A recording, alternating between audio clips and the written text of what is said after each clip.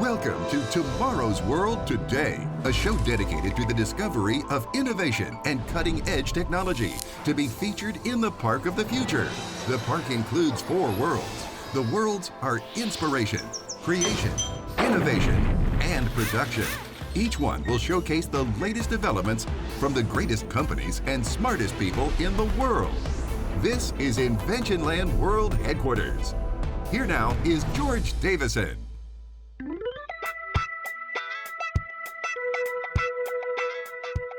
Welcome, everybody. Well, today on the show, we're going to be talking about the technology behind smart buildings and the connectivity of how we make that all come to life. We're also going to talk about security. We want the guests in the park to have a safe and secure time. And also facial recognition, to see what the facial readings would be on our guests. Why? Maybe not because of what you're thinking. We want to recognize if our guests are having a good time. Also, though, it all has to come together through fiber optics, so we get our connectivity in the park. Now, speaking of fiber optics, we're doing an experiment in the back. Why don't we go take a look?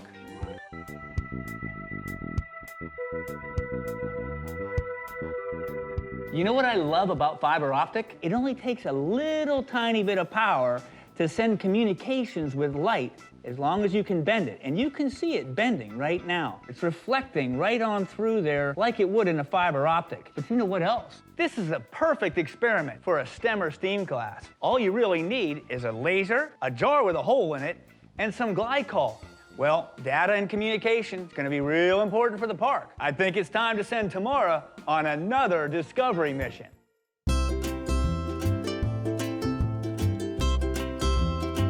All right, George, you sent me all the way to Connecticut to check out connectivity, and it is cold, but that is okay, because I am headed to the spot of the very first telephone exchange, which eventually grew into the AT&T Bell system. I mean, we're talking some serious history, and I love that. Alexander Graham Bell, George Coyne, awesome pioneers of the telecom industry. I'm heading inside because it is cold.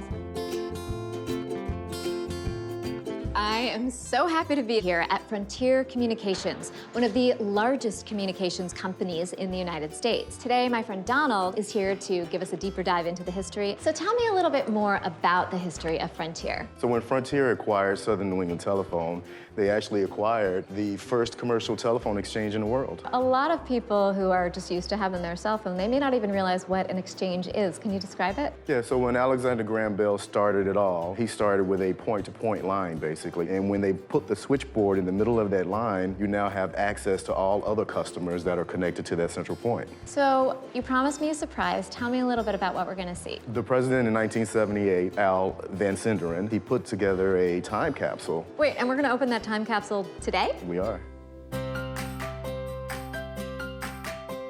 Tomorrow's timing for the time capsule opening is excellent. Whoa, that is, well, George, you could say that smells very historical. All right, let's see what's in here. Oh, hey. Oh.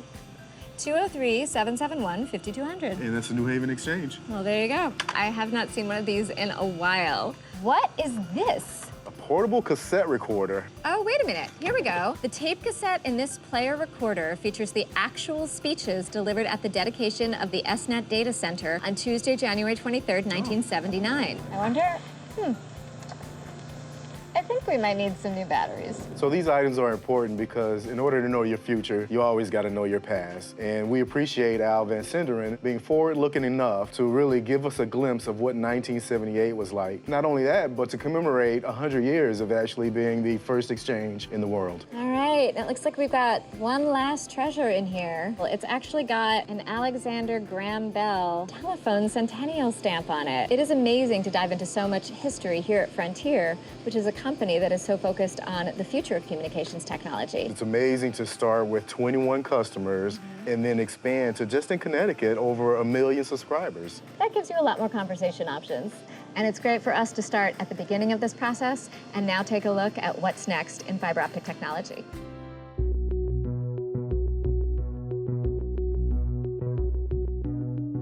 Scott, thanks so much for sitting down with me. I had the opportunity the other day to open the time capsule at the site of the first telephone exchange, which was really cool. Frontier has clearly upgraded since then. You guys deal with both copper line and fiber optics. That's so right. I was hoping we could talk a little bit more about that. Sure. In the early days of communications, you needed voltage to ring the phone so that you knew somebody was calling you. You needed a metallic conductor to be able to carry that voltage, and so copper lines were placed throughout the country for phone service. As technology advanced, the internet evolved, and broadband became something that was necessary at every home. That infrastructure has been repurposed with technology that's able to use a similar function of sending signal across copper and providing internet service. So let's talk for a second about speed, because we all want our information as fast as we can get it. I need my pictures of cats. So talk to me about copper versus fiber. Okay, so it depends on what you're using it for. If you want to transmit really large amounts of data across the country, really fast, fiber optic is great for that. Over a single strand of fiber, you can transmit close to 10 terabits per second today. In the future, that's going to be more like 100 terabits a second over a single fiber. But if you're talking about internet access to a home or to a business, copper and fiber can both provide great speed. Today, fiber optics can offer 1 gigabit and in some scenarios 10 gigabits per second. And copper can provide 500 megabits to a gigabit per second. How would you feel about coming out to Pittsburgh to talk to George, my boss, about Frontier and the technology that might be useful in our Park of the Future? Yeah, I'd love to come talk to him and get the big picture about what he's thinking and how we can help.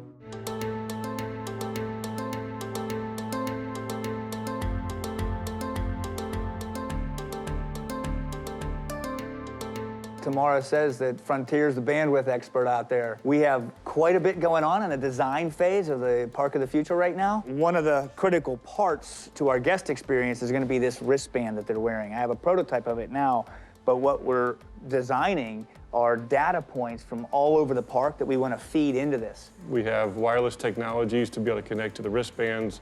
We've got copper-based technologies to connect to the different points across the park. And then when you need to bring all that data of all those guests back to a central point and carry that across town or across the country, we've got the fiber optic backbones to be able to do that. Big bandwidth's not a problem for Frontier. We have a national backbone that carries terabits of information from customers' home internet connection to tens of thousands of businesses connected across the country.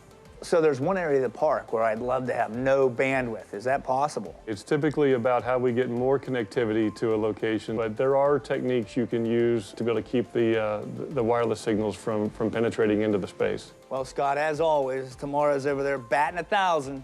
Ah, thanks, George. Now, thank you, Tamara. Good to meet you, Scott. Absolutely. I'd like you to meet the team. Let's go. Want to go back?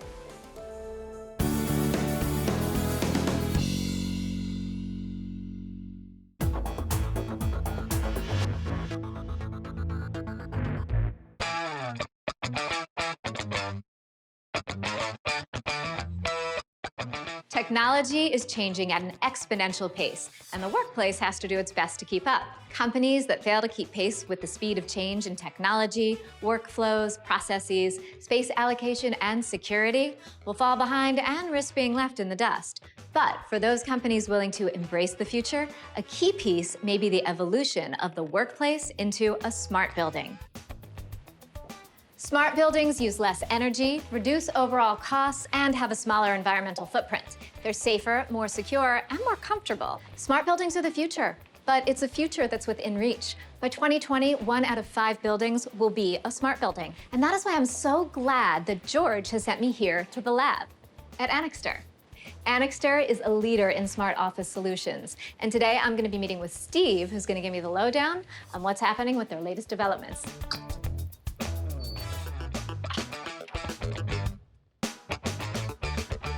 Hey, you must be Steve. Hi, Tamara. Good to meet you. Good to meet you, too. Thank you so much for having me here. Welcome to Glenview, and welcome to the Annixter Infrastructure Solutions Laboratory. This place is so cool, and I love the way you say laboratory. Oh, thank you. You're welcome.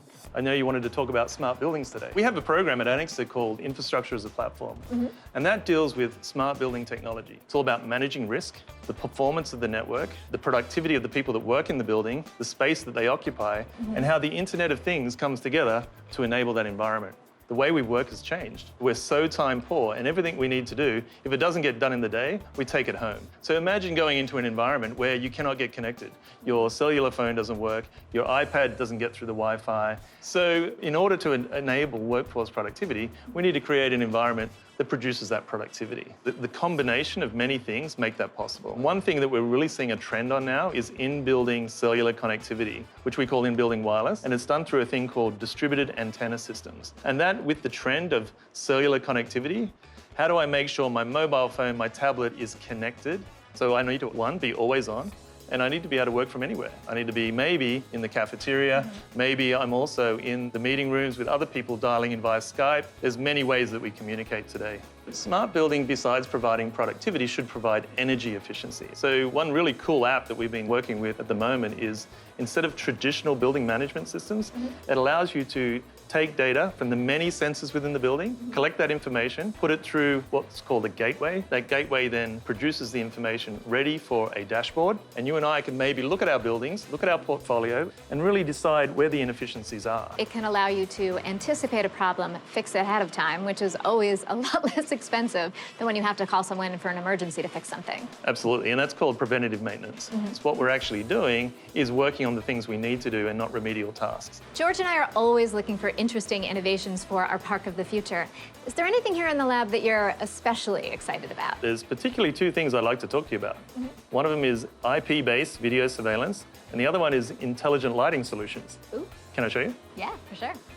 So one thing we should look at is the new lighting technology in a smart building. Wait, does it know that I'm here? It knows you're here. Not only does it know you're here, it knows who else is here. And it determines occupancy levels within a building, within a meeting room, or within the space that people work. The bottom line is, why do we need to use this meeting room if nobody's in there? The other guy you should think about is the camera. The camera is now also a sensor. If you want to talk more about that, I've got a guy we can talk to. You're the facial recognition, security, Yes, I am. watch everybody person. Something like that, yeah.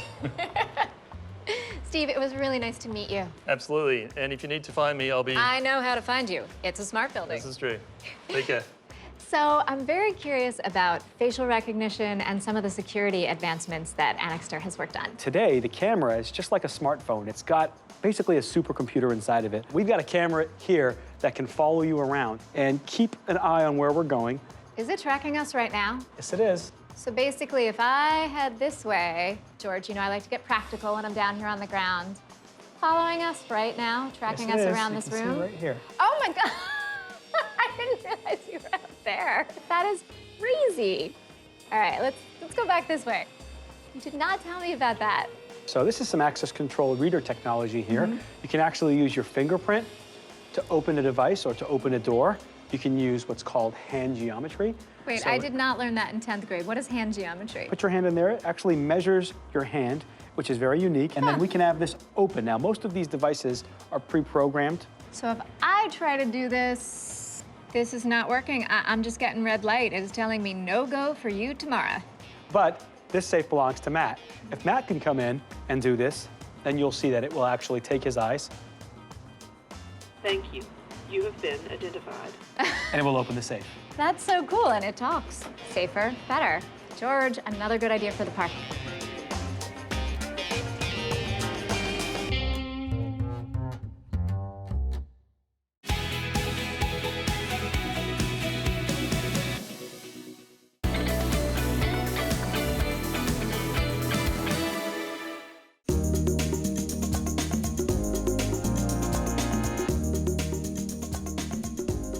Mr. D, this is Jason. Thank you, Donna. Pleasure to meet you. You too, Jason. Impressive control room. Yeah, thanks. Welcome to Invention Land. Appreciate it. This is what we're inventing next. Wow. Tell me a little bit more about it. Oh, I'd be glad to. It's gonna be about 1.2 million square feet. Huge. We'd like it to be a smart building, or we like to call it a smart park. I like that. So do you think you can help us with this, Jason? I think I can, but I'd like to learn some more. So over here, we have the world of creation. And we're gonna be doing all sorts of traditional arts here, so we're gonna have some technology, but not too much. Well, you can definitely use the technology that's already on people's devices and then kind of have an internal network that you could actually transmit to them things to inspire creativity, things like music or ideas. Starting to ease them into the creative space. You can also kind of measure their experience as well and ask them for feedback and kind of get a little bit more of a user experience and try to interact with people through technology as well. That's great, because this is full of collaboration. And then we have the world of innovation. I'm pretty excited about this one because it's going to feature all the latest, greatest things that are going on in the world, what's coming next. Okay. There'll be exhibits here, there'll be rides here. Okay, so if people are going on the ride, they're going to have to store their bags and their assets, their phones and their tablets somewhere, right? Exactly. So there's actually smart safes now that you can utilize, and they can use their finger or their eye to identify themselves. So they could put their bag in there, lock it with their finger, and when they get off the ride, they come back, they put their finger in, they get it back, and they leave. Smart storage for a smart park? That sounds perfect for me. Also, we have these bands that we're going to wear in the park, and there's all sorts of technology in there. Well, the good thing is with those smart bands now, not only can you give a kind of a guest profile, but you can connect that so you can kind of track the experience and say, hey, where are people going on a lot of rides? Where are the families spending the most time? Have you heard of the Internet of Things? I have. Oh, there's also the industrial Internet of Things. Okay. And in that case, there's a lot of sensors, and basically everything here is like a sensor. Even a camera is like a visual sensor, and you can utilize that for monitoring how many things are moving on the factory floor, for tracking when something goes from one process in the factory to another. So you can really demonstrate smart technology and show how a lot of this is being automated today, and as a result of it being automated, it's a lot more efficient. It's a very large project. It's very important in these types of large projects to have a lot of planning, to have the right integrator partners. The size of the park is immense, but it's actually a very interesting opportunity for smart technologies to integrate and provide a much better user experience. I'd like to chat with you a little bit about security. It's very important. I think it starts with when people are driving in, right? So smart parking and having cameras that can take license plates that are automatic, that they can show them where there's available parking spots so that the user has such a nice experience, not having to look for parking or anything like that. Then they get to the gate and they're gonna get their wristband, and the cameras are able to capture where they are. And if a child gets lost, you can actually tie that right back into the camera feed. So if they call into your control room, they can very quickly find those people. With some of this new powerful technology, you can say, hey, he was wearing a red shirt. Show me the folks with the red shirt. Any of those things can be done utilizing smart security and video synopsis technologies. Wow. That's fabulous technology. And then how about facial recognition? Well, speaking of next generation technology, that's a very good one. Well, we're thinking we're gonna put a twist on it. Okay. And what we're looking for is, you know, we want to read our guests' facial features to see if they're really having a good time. There's analytical software that you can utilize to start to track some of that and what the user experience is, and if they're happy or they're impressed in the production land, but they're more pensive and thinking more and more in innovation land. These are the kind of things that we could work with to try to get some of these evolving technologies. Fabulous. This has been great. I appreciate it. Thank you. Yeah, thanks for coming in. I look forward to working with you guys on the Smart Park.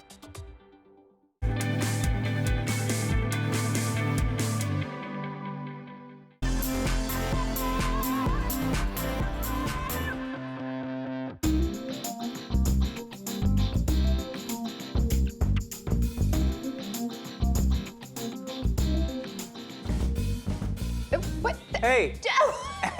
George, what kind of new toy you got there? Hey, this is a new laser. They gave it to me here in the office. And I'll tell you what, we've had a lot going around this laser this week because we tied into fiber optics with an experiment that we ran. It was exciting. But you weren't here because you were out gallivanting all over the world. I kind of like the idea that while you were time traveling to the future with your experiment, I did a little bit of time traveling back to the past at the site of the first telephone exchange at Frontier. It was very cool, kind of going all the way back to the time of Alexander Graham Bell, thinking about that and how far we've come with communications technology. Scott being here was exciting too. And to have him take a look at the prototype technology of how we're gonna have our wristbands and we're gonna communicate with guests while they're in the park. I love the idea that there's an opt-in opportunity for them to have a completely customized experience at the park. That's pretty exciting.